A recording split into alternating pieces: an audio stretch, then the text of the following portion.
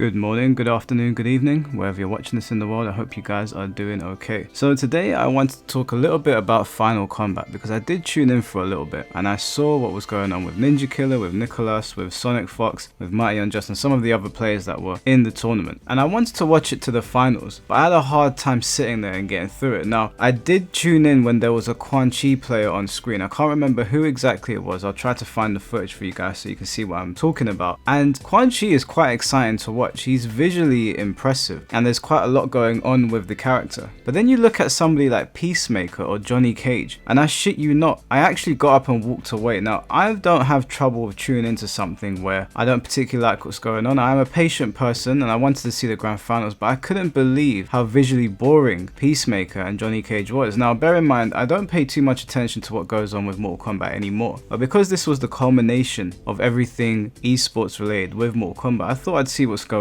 on and see who closes out the final combat. Now as I said, when I was watching Quan Chi, it was actually a lot of fun. I was quite impressed with how visually stimulating the character is, and bear in mind, because I've been out of the Mortal Kombat loop, I haven't been paying too much attention, so I haven't seen a Quan Chi at that level before. But then Ninja Killer picked Peacemaker and I thought it was just me, because you guys know I'm not a biggest fan of Mortal Kombat 1. I do have a lot of negative things to say about the game, but I looked at the chat and it was just people ripping the game to shreds. Now it could have been bots and it could have just been people that hate the game and they don't want to see it doing well, but it seemed like an overwhelming majority of people that were at one point rooting for Ninja Killer but then turned against him because of Peacemaker. And as I was sitting there and I was watching it, and I was like, it is so important to have a visually stimulating game. And this is where I can kind of give some slack to some games that try to do things to appease the spectators, because I was sitting there as a spectator and I was thinking to myself, wow, this is painful. This is really painful. I can't imagine what it must feel like to play against Peacemaker, but sitting here watching him fight is horrible. And then Ninja Killer switched over to Liu Kang and suddenly everybody was cheering. The whole chat had changed. But there was like no hesitation, it was straight to the Liu Kang. It's the Shaolin monks, bro! And every hit is gonna mean something. The crowd comes alive. There's just something about Ninja playing Liu Kang, the air to air again! The damage though!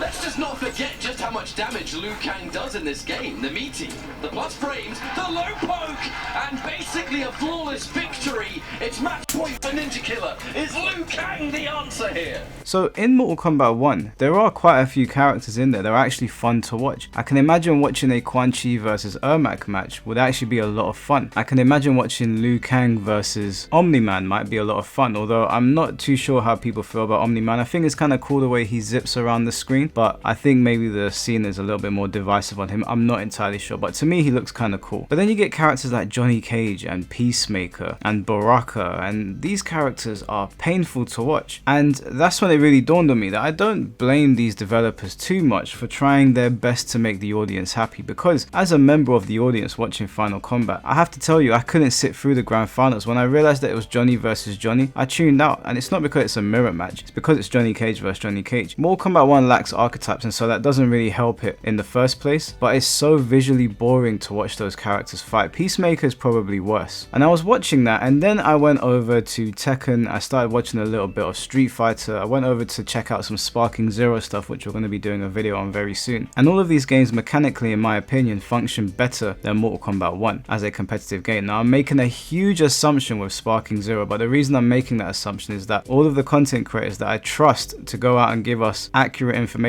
about the game have all come back to say that Sparking Zero basically operates the way Tenkaichi 3 does, and if you've played Tenkaichi 3 then you know that it is a top tier game. But they've also gone above and beyond to make sure that the people watching the game are excited to be watching it, and it is so important to have a game that is visually stimulating. When I'm watching a Tekken match, it's a lot of fun. It's high octane, especially now with the balance update. It's a lot more fun to watch in my opinion. You have people now reading heat engages or heat bursts or whatever they're called and sidestepping them or even parrying them. You have people now using their armor effectively to get through heat moves, and so you have a lot more variety in the fight, so it's even more exciting to watch now. Over on Street Fighter 6 an absolutely beautiful game, especially with the inclusion of Akuma. He's so well animated, and just watching that game is a lot of fun because, again, visually it's very stimulating. And then going over to Sparking Zero, which for any of you that have seen it know that it's an absolute spectacle, and I'm actually going to be making a video covering why I think the FGC should take this game a bit more seriously than maybe what they're taking it now, but we'll get to that tomorrow or a later date. But I just wanted to make this video very quickly to say that fighting games need to look hype. They need to look sick. They need to draw people in. People need to want to click on YouTube or click on Twitch and sit down and watch the game. And I was very disappointed to see that Mortal Kombat was very, very half and half. From a competitive standpoint, I think the game is crap, but I thought maybe I could sit back and enjoy it. And when Ninja Killer picked Liu Kang, it was enjoyable. Unfortunately, he dropped the combo and lost. That was quite heartbreaking to watch, to be honest with you. But it was a lot of fun to watch Liu Kang. He's a cool character to watch. But when he was playing Peacemaker, it's not just me, guys. That looked awful. Absolutely awful. One thing I think Mortal Kombat really needs to do going forward is to make it visually appealing across the board. Because you have a character like Peacemaker who has his gun, has an eagle, has a blow dart, has this thing, this force field that goes around him. I'm not entirely sure what it does to him, but it must do something for Ninja Killer to be using it over and over again. And I wanted to go to sleep. And then every single time the opponent would get close to him, he would headbutt and it would reset the neutral all over again. And it was just a chase down fest. One thing they could do to alleviate that problem is to make the screen a little bit smaller. The screen in Mortal Kombat 1 is quite wide, and so it allows situations where Peacemaker can just sit across the map and start firing off his gun and firing off that eagle. I think making the stage a little bit smaller might actually help that issue. But I want to know what you guys think. This was just a quick video to sort of gauge the opinions of people. Do you think it's important to have a game that is visually appealing to sit down and watch, or do you think it's more important to just make the game better for the people playing it? Personally, I sit in the middle. I think it's very important to make the game competent for the people playing it, but the people watching it need to be hyped. I always remember back to Dragon Ball FighterZ whenever Cell would be on the screen and he would do his opening part and he would shout really loud and the whole crowd would shout.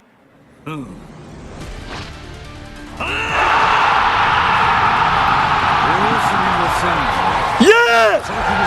This is no game! Prepare yourself! Evolution 2022 back at the Mandalay Bay in Las Vegas! And that was very hype, and I remember in Tekken 7 when Feng Wei would look at his fist and shout and the whole crowd would shout. Those sort of things are very important in a game, and I think having super moves that people can sort of do chants to in the audience or sort of become like a meme of some sort, the best thing to really compare it to is in the WWE. If you notice, there's a lot of wrestlers that have theme songs that people love singing, and their theme songs help to put them over. So when Cody Rhodes comes to the ring, everybody's already hyped because his theme song is so good. When the Undertaker's walking to the ring, everybody's in silence and in awe because the theme is so good and the atmosphere is spot on. When Kurt Angle would walk to the ring, everybody would say "you suck" and get involved in the theme. I think that Mortal Kombat needs more visual things like this, more things for people to sort of interact with, or as a viewer to just get a little bit more hype about. But I don't know. That was just my thoughts on Final Kombat. It was a very, very boring grand finals to the point that I didn't actually stay to the end. I couldn't be bothered after a while. When it got to 2-2 before the bracket reset, I tuned out. I know that Sonic Fox had won, and I heard that he won in convincing fashion after the bracket was reset. No surprises there, because as much as I might not like Sonic Fox's antics online or how he portrays himself, there's no denying that he's an absolutely incredible player. So well done to him for winning Final Kombat. I believe the last Final Kombat that was a thing was actually by Sonic Fox. He's the one that won it. So back-to-back victories on that is very impressive. And I guess Mortal Kombat is heading towards Takeda now, so it'll be interesting to see what they do for Season 2. I've seen some of the leaks. They're a little bit disappointing to me. I was kind of hoping for some other characters just to see what they would do with them, but we'll see what they do with these guys. Maybe it's going to be a different theme for Season 2. Maybe they will spice things up a little bit. Who knows? Anyways, guys, thank you for tuning in. Tune back tomorrow. We will have a Sparking Zero video on this channel, one that I've been working on that I want to get out to you guys. And if you have a moment, I also have a ghost hunting channel now, which has gone back live. I know some of you were subscribed to it a long time ago. Well, we've started posting again. We've got one new video and a short on there. We've already filmed some more content that is in the process of being edited. So if you don't mind, leave me a subscription on that channel. We are going to try and get it monetized. The whole team are very enthusiastic to go out there and do ghost investigations. And it's not just a ghost channel, it's a bit of a comedy channel as well, because my friends are goofballs, as am I. Now, personally, I'm not convinced. It's a pretty shit well. I don't know why 20 children were sacrificed to this world, do you know what I mean? Like, it's not all that really, is it? And hopefully we can keep you guys entertained. Anyways, guys, thank you for tuning into the video. Have a good day and peace.